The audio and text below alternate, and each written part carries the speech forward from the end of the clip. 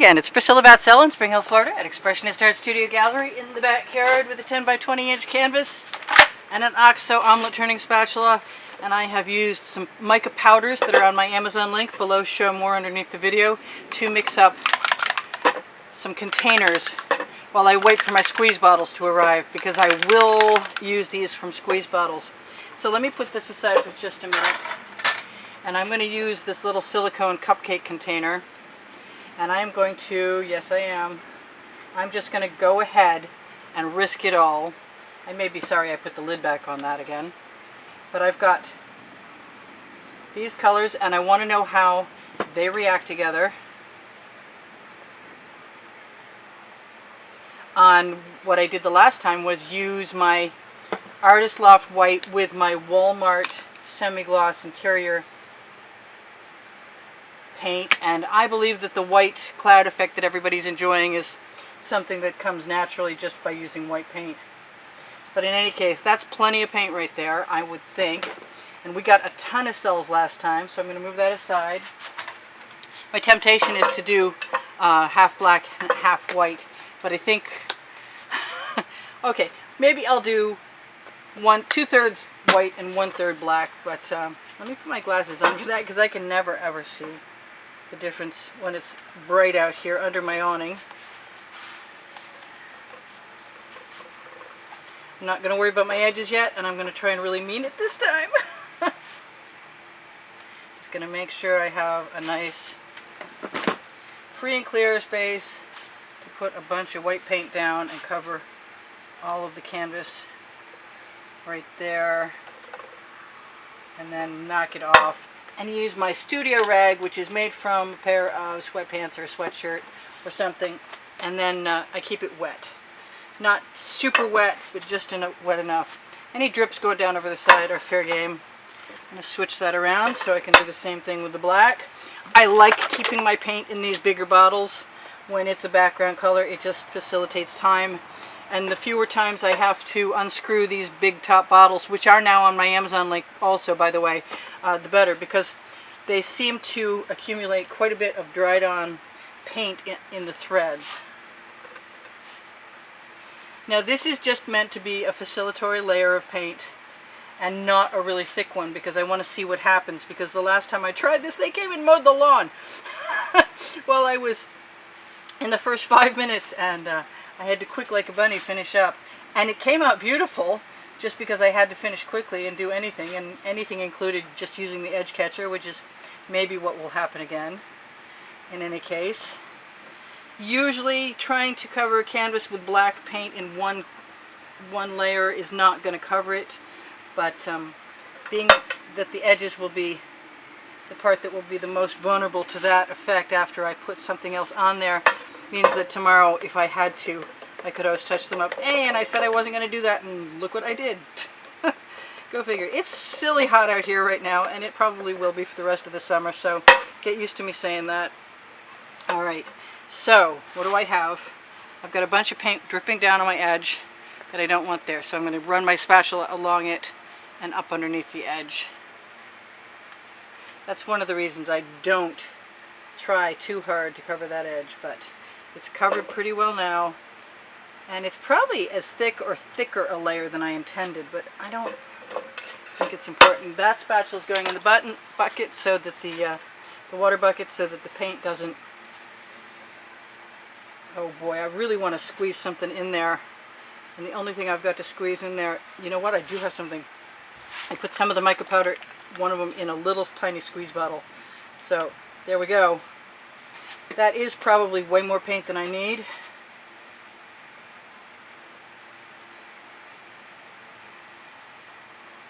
And having said that, I think I'm just going to give myself permission to tip, as opposed to anything else, until we find out what's really going to happen with this. It does automatically sell. It is very liquidous, probably because it's hot out here. I've wanted to play with the drip effect for quite a while, and it's doing fine with that. Let's see what I've got. I've got a little bit of canvas showing here, so rather than leave that to the last minute while I can see it, I think I'm going to grab it. It's It's making some interesting shapes that I like. I can do all kinds of stuff. I can throw the skewer in there. I can throw my ball chain in there. I can continue to tip. I could probably tip some stuff sideways. I could even use that Rain-X to see what happens, but maybe that'll be another time. So I'm just going to keep spreading that, what looks like the iridescent skim on a puddle that's had gasoline added to the surface of it.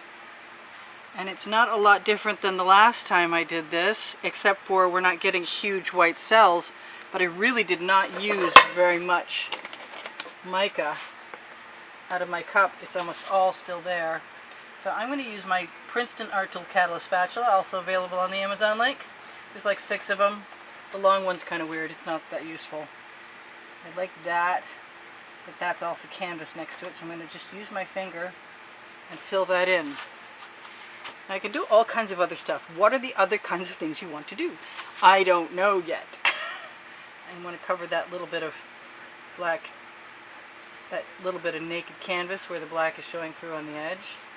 And then think about this for a minute. I kind of want to get the black out. Let's do that. Let's get the black out. No, that's Prussian blue. I've got more gold, and gold might be the ticket. The gold is also mica powder. So let's just do that. I'm going to have to use that other container of mica powder too, by the way. I don't know what any of this is going to look like, but and it's very accidental art, but it's fun. And it might be a little different for most people on the inside, because it will be cooler in your house than it is in my outdoor work area. I thought I just saw something, but I'm not sure what that something was. I'm very tempted by this little star silicone mold I have over here to my right, your left. And it makes me want desperately to to dip it into some of the pretty colors. What did I do with that? I put bottles on top of my edge catcher. Not cool, Priscilla. So rather than hold an edge catcher up against the side of a canvas, you can always just use it to dump things off onto. Although I would still like to cover an edge with the paint that leaks off, and you can do it that way too. That way you won't be as susceptible to flipping it into the artwork like I did yesterday. So I'm not sure how I feel about this yet. But being that I have quite a bit of my mixture of mica colors yet left, I'm very tempted to go and see what I can continue to do, because we can. And I think, oh, and that's the name of my book on the Amazon link, and I think it might be time to torch, and or let's play with the basting brush and see what happens. I was kind of thinking that it might unearth a few colors, and if I don't like them I can always tip them down. I wish I'd quit putting stuff on my edge catcher.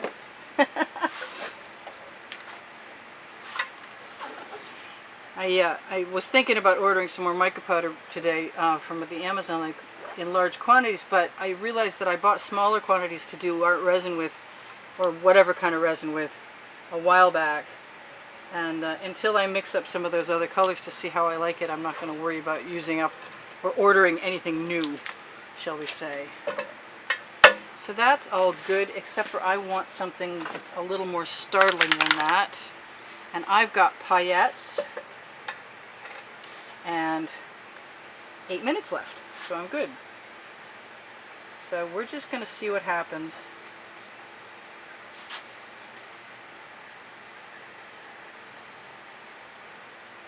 We're just playing. We're really just experimenting today with whatever, wherever I feel like doing it.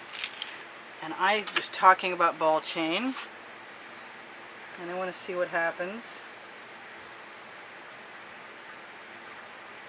I know it will unearth colors a lot of times, and in this case it may leave behind some really cool marks.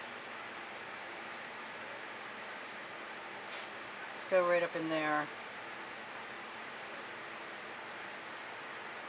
because we can.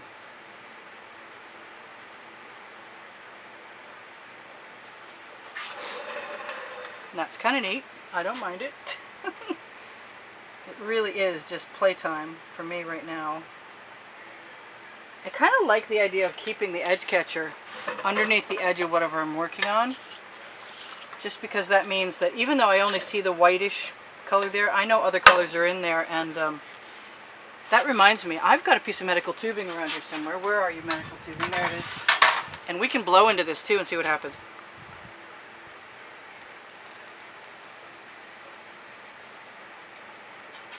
Mica mud.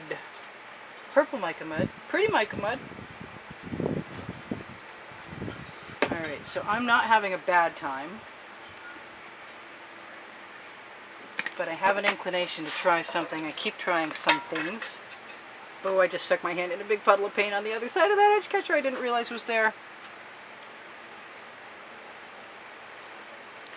So yes, I did.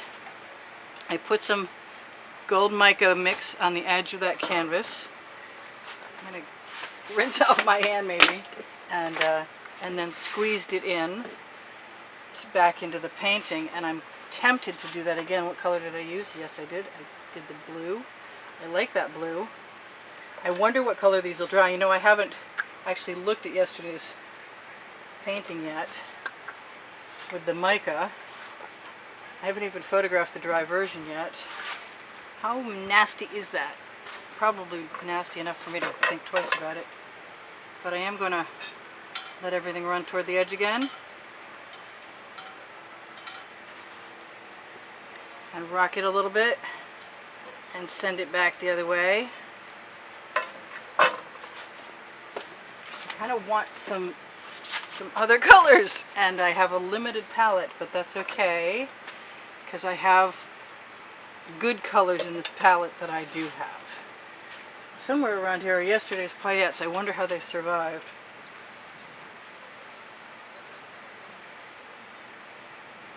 Just thinking that I might be strategically placing a few things.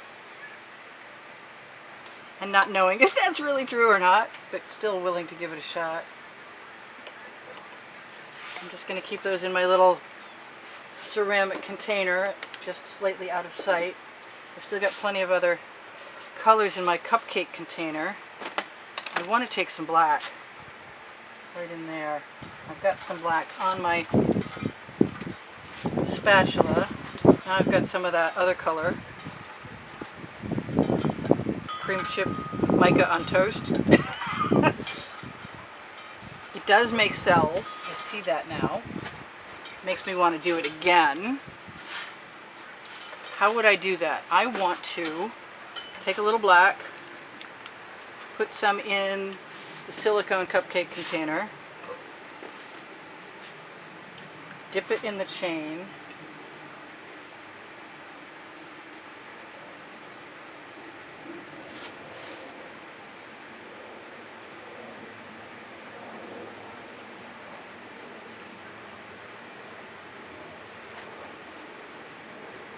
let it fall over the edge. It's going to be an interesting composition, if it's a composition at all, I guess. I mean, it is whether I like it or not, one way or the other. So I'm going to take that chain again, and I'm going to use it in a loop. And I'm going to add a little bit of color right below where I just dipped that in, and I like that. And yes, I'm going outside of my original plan. It was just mostly to find out about the mica. But the combination is going to be the most important part of this anyway, because the chances of using just one and not everything aren't good. I'm going to use the rest of what's leaking down over the edge. That's pretty cool. Let's first of all, let's see what happens when I don't clean off my chain, so that whatever's on it affects the next color.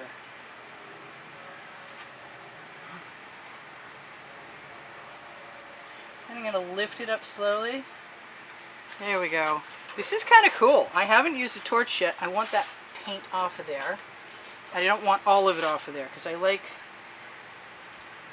mixing them.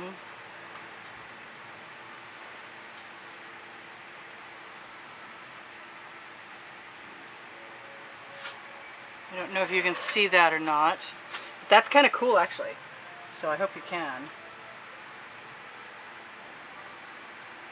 I like to wait till the chain stops swinging. I like that blue, and I think I want some more of it. And the paillettes are working pretty well.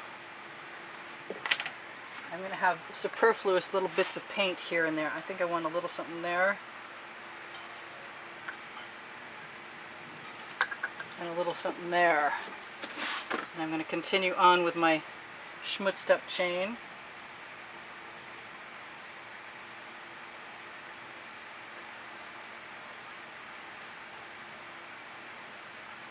Leaving very cool marks, and I suspect that this mica powder is going to dry really beautifully. I hope so. I should go get that other painting and show you from yesterday. Although, I don't know in what order I'm going to post the video, so you may never see it in the correct order. I like the black pulling back through mica and changing up the marks. I'm almost done. She says, and adds a whole nother section. Never mind.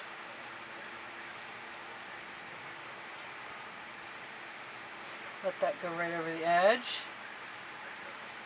I will be checking my edges. I think it's really time to torch. And I had a really good time playing with that mica powder. I wanted a little spiral in the center of that spiral. And I don't think anything's going to bother me if I do that again.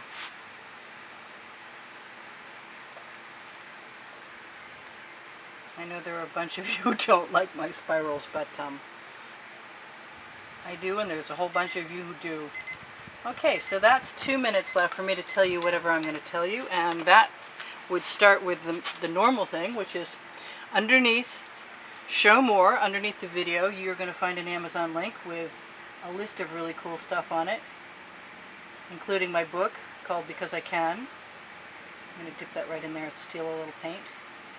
And the mica powders and torch tips, although I still recommend the artresin.com torch tip because that's the one I've been using for a year and it hasn't failed me, and it makes 1 tank of propane last for 6 months, which is amazing. So we torch to release the bubbles in the paint. Yes, I see those right there. That's a little heart. I don't think I need to change that. Let's just let those little weird shapes be. And I do give lessons at the house. I do sell my artwork. If you have an inquiry, my website is in the last 20 seconds of this video, and you can also find there a place to subscribe and a playlist of over 700 videos. I have enjoyed this thoroughly. It does not look like regular acrylic paint to me. I'm going to have to do another one pretty much immediately. It makes beautiful cells down at that end where the gold is. I'm going to have to touch up my edges. I love you guys. There's over 72,000 of you for sure. Thank you for giving me a thumbs up as many times as I can ask you for that. I really appreciate you doing it because it tells the YouTube algorithm to place my videos where more people can find them. And the more people that find my videos and watch my videos, the more likely I am to be able to afford to come back again and again and make a video for you guys every day. Which reminds me, thank you very much for all the contributions that have kept me painting all this time. And there's a contest on the end screens that will show you this month, and different contests, different months. But this month, it's a exhibition of 10 by 10s. And that's what the prizes are for people who donate to the studio. And I will send you a receipt if you send me a donation, and I very much appreciate your help. Thank you so much. I love you guys, all of you, very much, and appreciate you thoroughly. So this is Priscilla Batzell in Spring Hill, Florida at Expressionist Art Studio saying, go to my Facebook pages and check out the Expressionist Art Studio Gallery Fans and Collectors, or